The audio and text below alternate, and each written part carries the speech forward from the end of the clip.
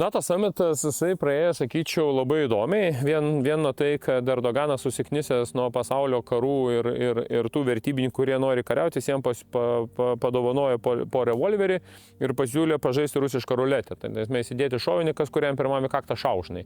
Tai tas Europos lyderis, kuris suprato, kad tai yra su potekste tokia, kad maždaug bičiai nustokit kariauti, nes greitai patys turėsit nusišauti, nes tautos jumis nušaus, tai tuos ginklus paliko ir neparsivežė namo. Kiti parsivežė, nes nusivaizduoja, kad čia yra labai gera dovana. Po NATO summito nuskambėjo dvi tokios žinios, kad yra valstybės, kurios skiria gynybai 5%, tos, kurios neskiria 5%. Ir tada buvo klausimas, kokią mes NATO įsivaizduom. Tai taip, NATO visą gyvenimą buvo konstruojama, kad NATO tai yra daugiau tokia, sakyčiau, kaip ir prevencinė, policinė, kaip daug kas mėgsta ją pavadinti, tokia daugiau atbaidanti, atgrasanti organizacija. Deja, dabar jau vis girdžiu, kad NATO turėtų būti vos ne maždaug tokia, kaip ir gynybinė, bet tada gynybinė, tai kaip dabar yra supuolimoji. Ir aš manau, kad ta pozicija išėjo iš Hormūzo sąsiauros. Dabar, kai aš išgirstu, kad pasakymas, kad Amerikos ir Irano karas ir Izraelio karas tai yra mūsų karas, aš nežinau, Lietuvoje ar girdėtus, kad būtų kažkoks daromas referendumas, žmonių apklausos, ar jie pritarė tokiai pozicijai arba tokiai nuomonė. Mano galva, tai yra vienas blogiausių komunikacijos sprendimų. Taip, kai Vaikšnoras savų laikų pasityčiojo atvažiavęs į Kapčiamiestį, tai lygiai taip pat ir buvo pasakyta taip, kad bet kokie Amerikos karai maždaug yra ir Lietuvos karai. Klausimas yra, ar Amerika pultų gintų mumis, aš to labai abejoju. Dabar, kada mes galvojam apie NATO toliau ateitį, taip iš tikrųjų labai smagu, kad Lietuva joje esame, taip aš suprantu, kad mes turime priklausyti jai ir tikrai duoda jinai pliusų, čia galime matyti teigiamų, neigiamų, minusų, pliusų ir panašiai. Bet įdomiausia yra tai kokie yra tikslai. Galų gale Trumpas labai aiškiai indikuoja ir pasako, jeigu jūs neskiriat 5% ir neperkat iš manęs ginklų, tai jūs nesitikėkite, kad mes iš jūsų sulauksim pagalbos, paramos ir panašiai. Ir dabar žiūrėkite, lygiai tokia pati situacija su Ukraina.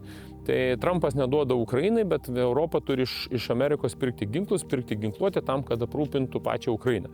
Tai Trumpas daro elementarų paprastą biznį. Aš kaip vadau, tai yra lobizmas ir Trumpas eina teisingą kelią. Jeigu mes dabar dar neduok Dieve kažkas susigalvos, kad mes turime kiekvienos NATO valstybės narės konflikte dalyvauti, tai išvažiuokit, aš jums siūlau, prisiminkite istoriją, tai yra Turkijos ir Sirijos konfliktą, kad Turkija lygiai sėkmingai dalį Sirijos dalies užgrobė, pasiėmė ir dabar jinai naudoja savo reikmėm, turi, savo kaip sakant, priežiūrą, berods 500 km.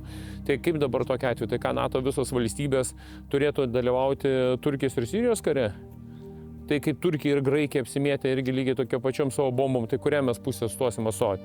Tai aš manau, kad čia yra, sakyčiau, toks bandymas, pikus triukas parduoti mūsų lietuvių žmonėms, kad čia NATO dabar puls mumis apgins ir apsaugos, bet aš tai vis dėlto linkęs tos pozicijos laikytis, kad pati tauta, pati Lietuva turi labai stipriai investuoti į savo tautą, į savo žmonės ir į savo gynybą. Jeigu pamenat, prieš 6-7 mėnesius dar kai buvo priiminėjimas biudžetas, tada Olekas ir mano kolegos socialdemokratai melavo žmonėms apie virš 5%, aš tada sakiau 5%, jie sakė, kad nebuvo sutarta 5,38, tai aš sakiau, kad 0,38% galima kalbėti apie NATO skirimą finansavimą, bet jis turi būti skiriamas tik tokiu atveju, jeigu mes užtikrinam viešą saugumą, tai yra viešas saugumas 0,1 ir oro gynybos sistema. Tai visi sakė, kad aš kvailas, kad nesupranta, Žemaitaitis yra maždaug čia blogio šis ir pinigai turėtų būti skiriami visai kitam. Praėjo, žiūrėkit, 6-7 mėnesiai, didysis mūsų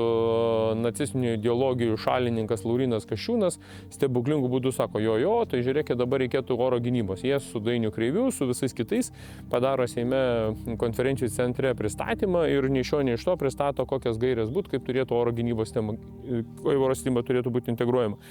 Tai tas yra vienas iš pagrindinių dalykų, kad didžioji dalis politikų tik po tam tikrų įvykių, o šiuo atveju tie įvykiai, kurie ir vyko būtent tarp Amerikos ir Iranos karo, tik įvykus tiems įvykiams, jie pradėjo suvokti ir pradėjo suprasti, kad oro gynybos sistema, Ukrainos oro gynybos sistema yra neatsiejama nuo valstybės saugumo užtikrinimo. Deja, mes dabar turime.